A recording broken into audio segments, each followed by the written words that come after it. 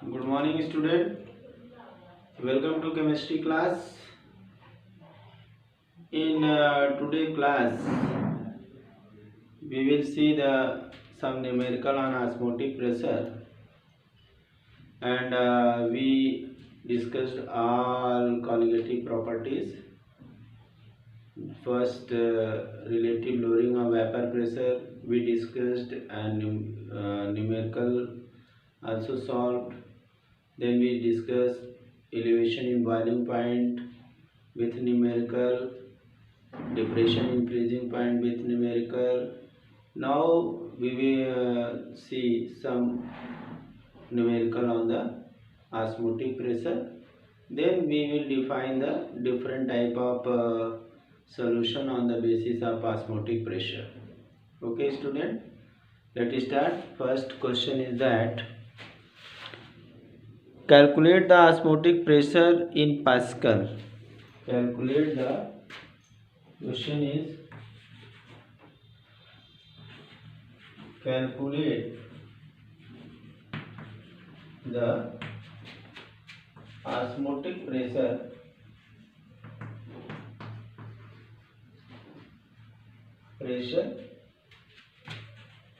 in Pascal.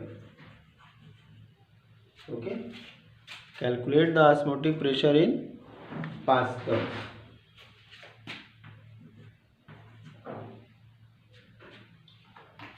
And exerted by a solution prepared by exerted by a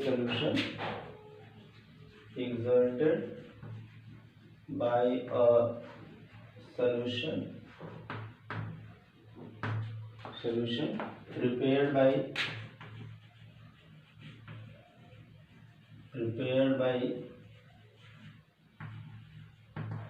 dissolving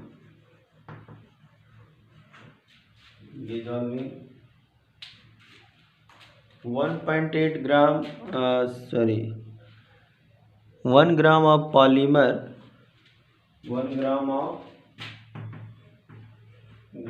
polymer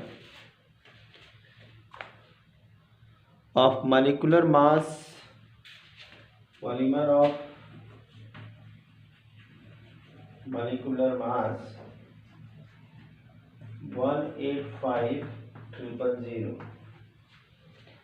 Okay, and in the 450 ml of water, in 450 ml of water at 37 degree centigrade हमें पता करना है osmotic pressure. क्या पता करना है? Osmotic pressure. ठीक है, वो ऑस्मोटिक प्रेशर पास्कल में पता करना है एक्सर्टेड बाय द सॉल्यूशन. एक ऐसे सॉल्यूशन से जिसको प्रिपेयर करने के लिए 1 ग्राम पॉलीमर की जरूरत पड़ी है, जिसका मॉलिक्यूलर मास इतना है और वॉल्यूम इतना है और टेम्परेचर जो है 37 डिग्री सेंटीग्रेड है. तो हम यहाँ पहले गिवन लिख लेंगे, फिर उसके बाद जो है कि तो यहाँ से हमारा वॉल्यूम हो जाएगा 450 ml और अगर लीटर में कन्वर्ट करेंगे तो क्या हो जाएगा 4.40 लीटर हो जाएगा. और वेट की बात करें तो 1.0 ग्राम दिया हुआ है. मॉलिक्यूलर मास की बात करें कैपिटल M तो 185,000 और अगर एब्सोल्यूट टेम्परेचर की बात करें तो 37 प्लस 273 तो कितना हो जाएगा 0 1 एंड 310 केल्विन हो जाएगा. अब इसको हमें वॉल्यूम पास्कल में निकालना है.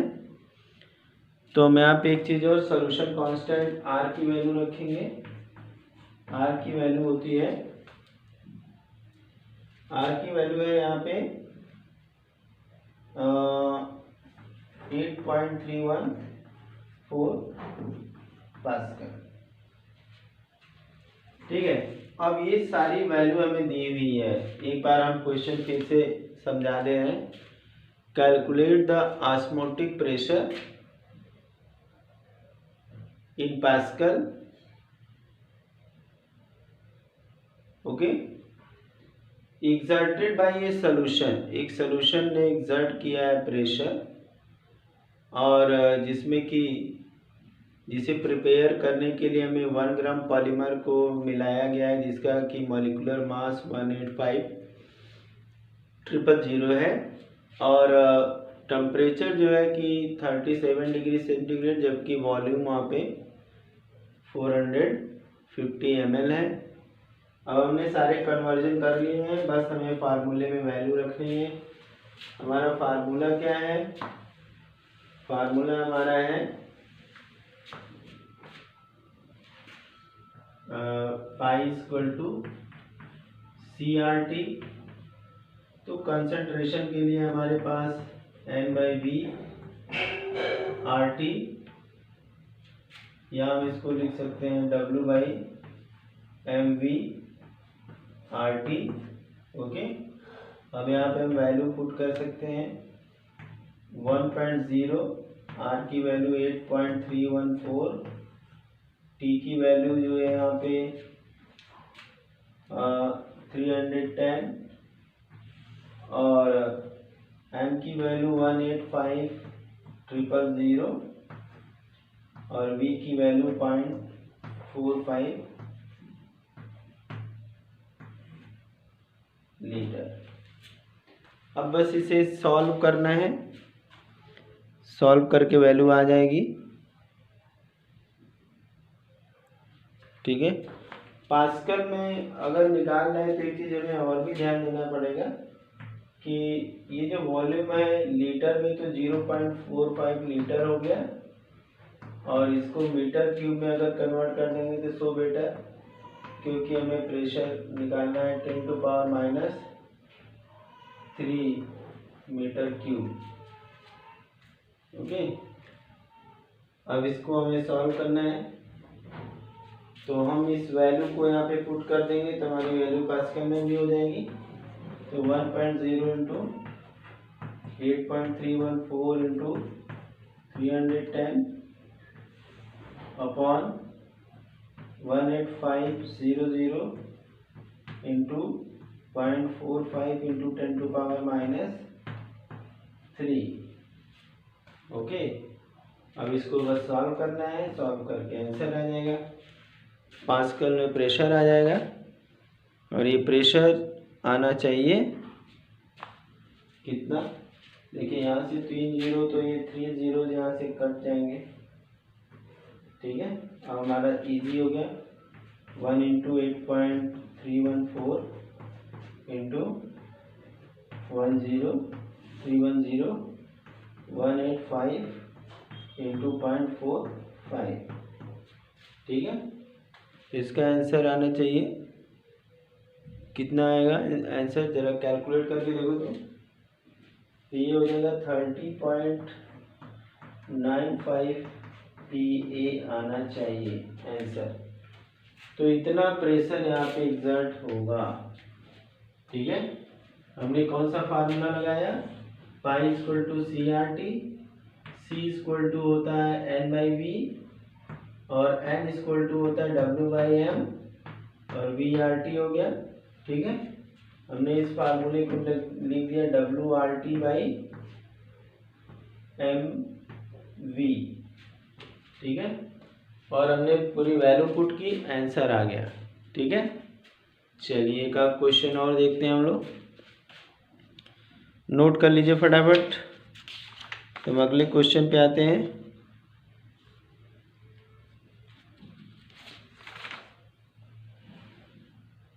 एक क्वेश्चन यहाँ पे बहुत अच्छा सा है, एट 300 क्वेश्चन है हमारा यहाँ पे। at 300 Kelvin 0.36 gram of glucose present.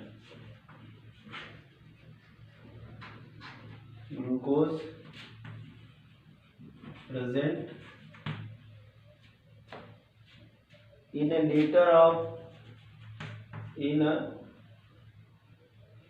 of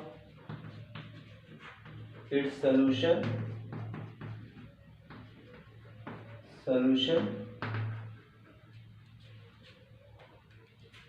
has an osmotic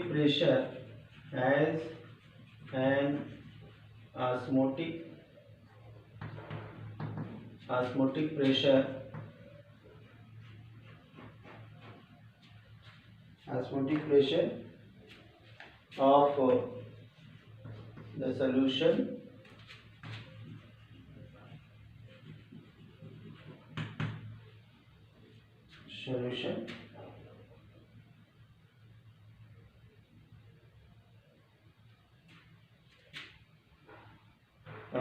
given is 4.98 bar. Okay, 4.98 bar.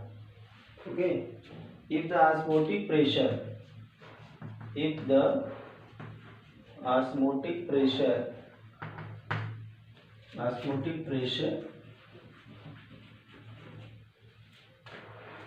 of the solution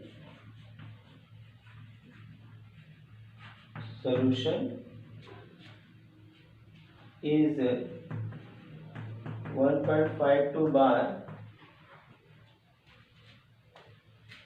at the same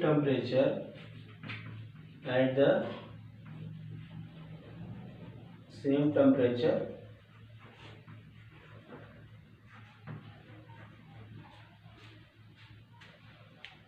what would be its concentration? What would be its concentration? इसका concentration क्या होगा? Question क्या है एक बार फिर से समझ लेते हैं कि ग्लूकोज का जो है 36 ग्राम है, ठीक है, वो 1 लीटर में प्रेजेंट है, जबकि ऑस्मोटिक प्रेशर ऐसे कंडीशन में इतना दिया हुआ है, ठीक है। 36 ग्राम ग्लूकोज है 1 लीटर में और ऑस्मोटिक प्रेशर है 4.98 बार, ठीक है, इतना प्रेशर है। अगर ऑस्मोटिक प्रेशर इस सॉल्यूशन का 1.52 बार हो जाए, 1.52 बार एट द सेम टेम्परेचर पे, तो उसका कंसंट्रेशन कितना होगा? अब यहाँ क्वेश्चन क्या दिया हुआ है, सॉल्यूशन एक ही है, प्रेशर चेंज हो रहा है, तो कंसंट्रेशन पे क्या इफेक्ट पड़ेगा? अब ऐसे सवालों को लगाने के लिए हमें क्या करना पड़ेगा? हमें कुछ सोचना पड़ेगा क्या कि टेम्परेचर सेम है, बस यहाँ पे प्रेशर चेंज किया गया है, और प्रेशर चेंज करने पे सेम टेम्परेचर पे कंसंट्रेशन क्या होगा? तो बच्चों हमें पहले तो क्वेश्चन में कंपैरिजन वाला फार्मूला लगाएंगे। प्रेशर सपोज P1 था, P1 से चेंज होकर P2 हुआ, कंसंट्रेशन जो है 36 ग्राम पर लीटर था, तो अब कितना हो जाएगा? जबकि टेम्परेचर भी सेम है, टेम्परेचर क्या है? सेम है, तो जब टेम्परेचर सेम है तो हम क्या करेंगे? एक कंपैरेटिव सॉल्यूशन लगाएंगे, देखेंगे कैसे होता है। देखिए यहाँ पे हम इसको सॉल्व करके दिखाते हैं, ठीक है। बस यहाँ पे क्या दिया हुआ है, C1 इक्वल टू दिया हुआ है N1V1 अगर हम यहाँ पे रख देते हैं, और ये हमारा N इक्वल टू होता है M अपॉन B हो जाएगा। ठीक है, तो यहाँ पे 36 ग्राम दिया हुआ है। 180 मॉलिक्यूलर मास होता है ग्लूकोज का। 180 ग्लूकोज का क्या होता है, मॉलिक्यूलर मास होता है। और वॉल्यूम 1 लीटर दिया है।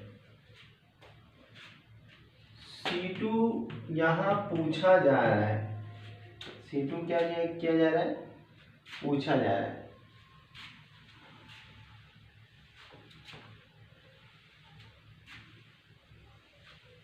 C2 यहाँ पे पूछा जा रहा है।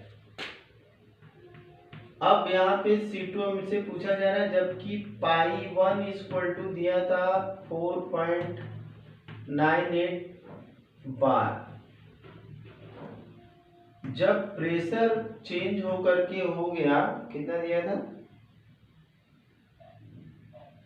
सेम टेम्परेचर पे 1.52 बार,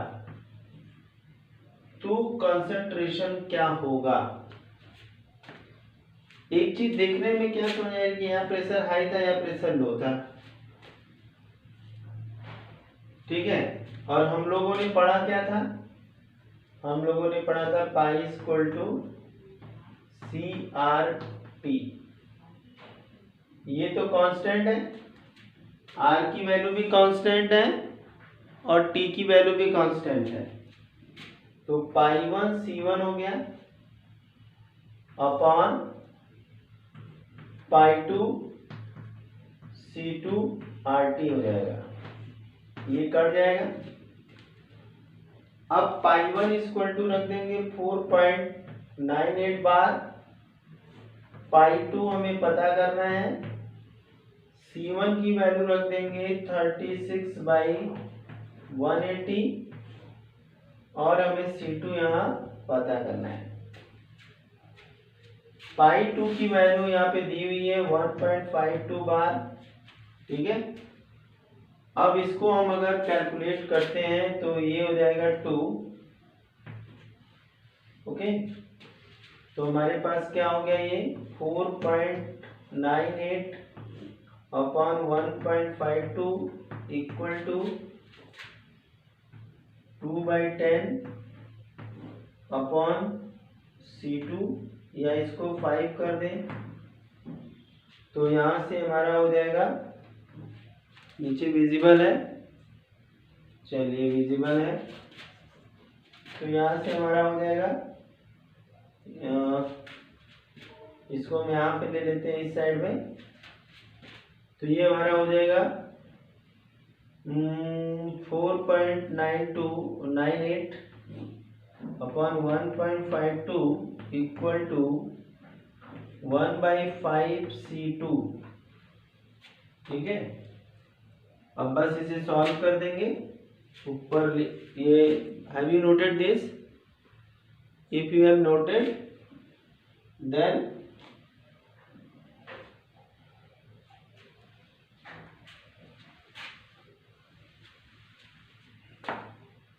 अब क्या होगा, देखो, तो यहाँ से 5 C2 equal to 1.52 upon 4.98। Okay, तो C2 इक्वल टू क्या हो जाएगा, C2 इक्वल टू 1.52 4.98 इंटू 5। ठीक है, तो वैल्यू तो बहुत कम आएगी, छोटी वैल्यू आएगी, तो वैल्यू आनी चाहिए 0.06 मोल पर लीटर, 61 मोल पर लीटर। ठीक है,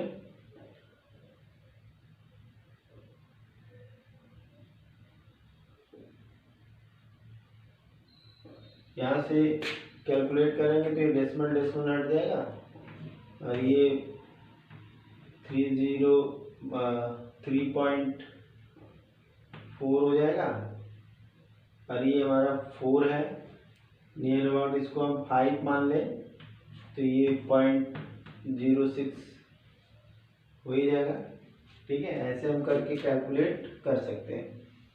तो ऐसे सवाल में जहाँ प्रेशर पहले कुछ था, सॉल्यूशन सेम है, टेम्परेचर सेम है, कंडीशन सेम है, केवल वेरिएबल्स 2 ही हैं। एक जो है कि जैसे प्रेशर यहाँ पे पहले बढ़ के कम हो जा रहा था, कंसंट्रेशन जो है कि पहले कुछ था, सपोज 36/180 था, तो अब कंसंट्रेशन कितना हो जाएगा। तो ऐसे में जो है कि हम लोग सिंपल फार्मूले में कंपैरिजन करके वैल्यू को पुट कर देते हैं, रिलेशन बना करके। ठीक है, तो हमने यहाँ पे एक न्यूमेरिकल भी देख लिया, 2 न्यूमेरिकल देख लिए, 2 डिफरेंट टाइप के न्यूमेरिकल देख लिए। ठीक है, एक न्यूमेरिकल और हम लोग देखेंगे थोड़ा हॉट टाइप का। अब यहाँ पे एक न्यूमेरिकल है आपके सामने जो कि 2011 में पूछा हुआ है दिल्ली में। क्वेश्चन क्या है ये देख लीजिए। क्वेश्चन ये है कि एक सॉल्यूशन बनाया गया है 8.95 milligram 8.95 milligram of gene fragment को डिसॉल्व किया गया है 35 ml वाटर में, जिसका ऑस्मोटिक प्रेशर इतना आता है 0.335 टॉर 25 डिग्री सेंटीग्रेड पर। Assuming the gene fragment non electrolyte, इसको हम इलेक्ट्रोलाइट नहीं मानते हैं, ये नॉन इलेक्ट्रोलाइट है। तो इसका मॉलिक्यूलर मास निकालना है, क्या होगा इसका मॉलिक्यूलर मास। तो ये एक क्वेश्चन है, फिर से बता देते हैं। एक सॉल्यूशन बनाया गया है 8.95 मिलीग्राम जीन को डिसॉल्व करके 35 ml वाटर में। उस कंडीशन में सॉल्यूशन का प्रेशर 0.335 टॉर है 25 डिग्री सेंटीग्रेड पे। ये मानते हुए कि जीन फ्रैगमेंट जो है कि नॉन इलेक्ट्रोलाइट है, तो इसका मॉलिक्यूलर मास क्या होगा।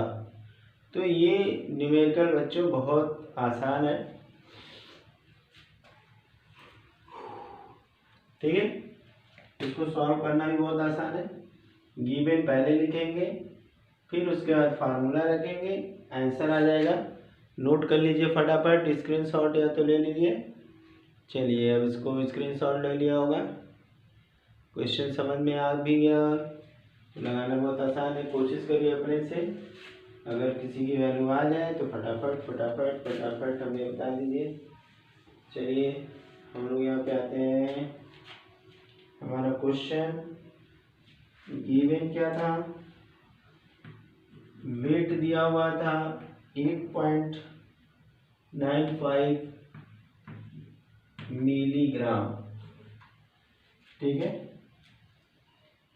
1000 से इसको डिवाइड कर देंगे तो ये ग्राम में कन्वर्ट हो जाएगा।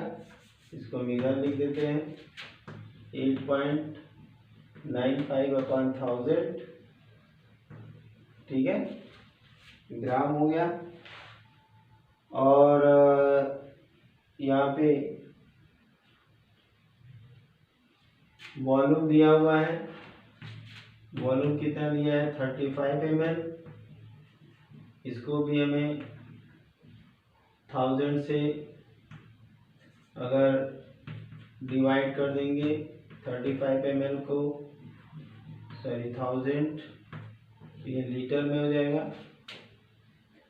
इसके अलावा टेम्परेचर जो दिया हुआ है 25 डिग्री सेंटीग्रेड, तो 25 प्लस 273 केल्विन कर देंगे, तो ये हो गया 892 केल्विन। आर की वैल्यू यहाँ पे हमें जो यूज करना है 0.0821 ATM। ठीक है, या टोर।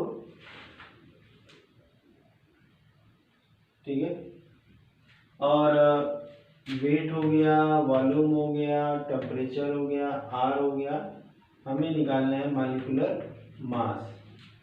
ठीक है, तो हम लोग फार्मूला क्या जानते हैं, पाई इक्वल टू, इसमें प्रेशर भी दिया हुआ है, प्रेशर भी लिख लेते हैं। पाई इक्वल टू दिया हुआ है 0.335 टॉर। ठीक है, और इसको, इस टॉर को हमें चेंज करना होगा पास एटीएम में, तो 376 से मल्टीप्लाई कर डिवाइड कर देंगे तो HG या एटीएम हो जाएगा ये। ठीक है, तो हमारे पास फार्मूला है pi equal to CRT, pi equal to N/V RT। N की वैल्यू यहाँ पे हम निकालेंगे तो क्या होगा, इसकी वैल्यू हमारी हो जाएगी, W दिया हुआ है 8.95। इसी चीज़ को हम ऐसे लिख दें तो कोई दिक्कत नहीं होगी। 8.95 इंटू 10⁻³ इंटू 10⁻³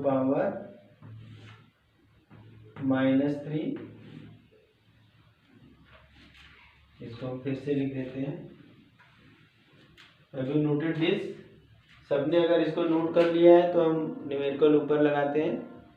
यहाँ पे जो है कि W इक्वल टू 8.95 मिलीग्राम, इसको ग्राम में कन्वर्ट किए, इसको ग्राम को हमने ऐसे लिख दिया। ठीक है, वॉल्यूम इतना है, टेम्परेचर इतना है, मोलर मास पूछा गया है, आर की वैल्यू ये है और पाई की वैल्यू ये है। तो हमें वैल्यू बस पुट करनी है। फार्मूला हमारे पास है, फार्मूला हमारा क्या हो जाएगा, पाई इक्वल टू N/V को अभी लिखे थे क्या, WmV/RT। तो ये M हमें निकालना है, तो M equal to WRT/PV।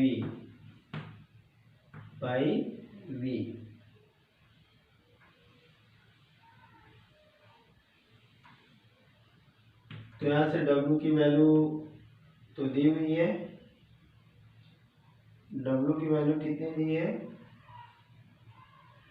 Question में, मिलीग्राम में 8.95 इंटू 10⁻³ एंड R की वैल्यू 0.0821 और T की वैल्यू 298 और पाई की वैल्यू 0.335/76 और वॉल्यूम की वैल्यू जो है कि 35/1000। ठीक है, अब इसको सॉल्व कर देना है हमें। ठीक है, ये सारी चीजें तो ऊपर चली जाएंगी, तो ऊपर हो जाएगा 8.95 into 10⁻³ into 0.0821 into 298 into 760 into 1000 upon 0.335 into 35। ठीक है,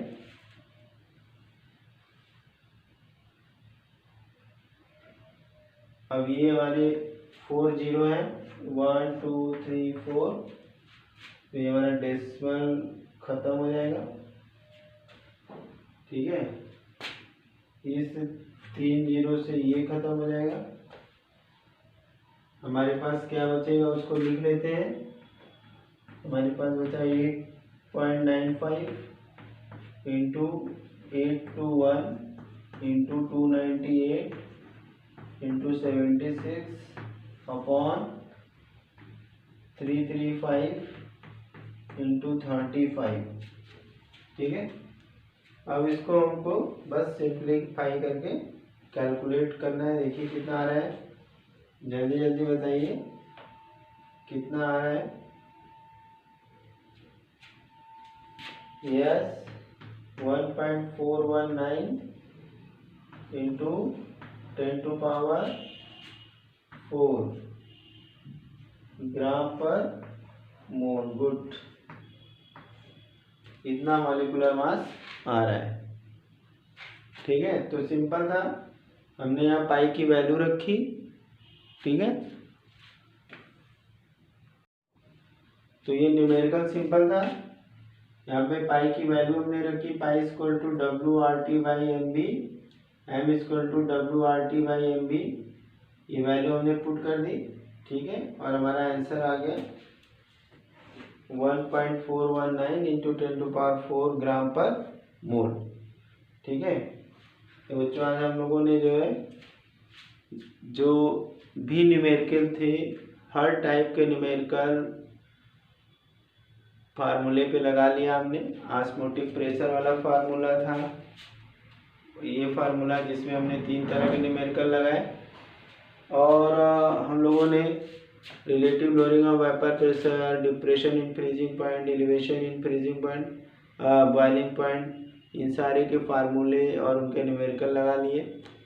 अब इस चैप्टर में न्यूमेरिकल का पॉइंट कंप्लीट हो गया। थोड़ा सा अब हमें टाइप ऑफ सॉल्यूशन और पढ़ना है और ये चैप्टर कंप्लीट हो जाएगा। तो इस तरह से आपकी इस चैप्टर का भी रिवीजन कंप्लीट हो जाएगा। ठीक है, आप लोग आरटी के लिए तैयारी भी करते रहिए। Thank you, have a nice day.